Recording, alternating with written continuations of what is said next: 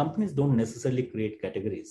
There's always a fundamental undercurrent. There is a need. There's a new things that are emerging. The needs are emerging. There are many people who observe those needs and don't do anything about it, and some do.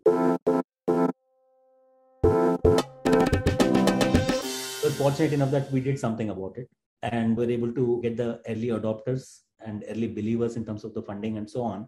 So that kind of led to the foundation and continued investment in growing the business. The second part, the post-investment journey, if you will, a lot of that was about educating the market.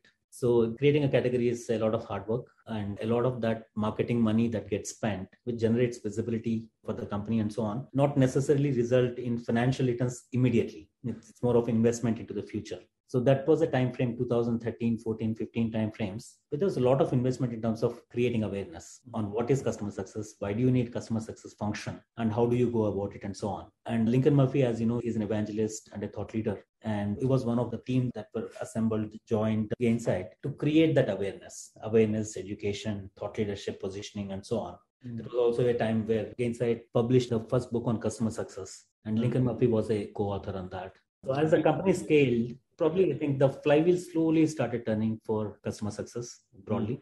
I think our really large deals we started seeing them not in the first 5 years, probably 2016, 17 onwards, is when we really started seeing, our first $1 million contracts and larger.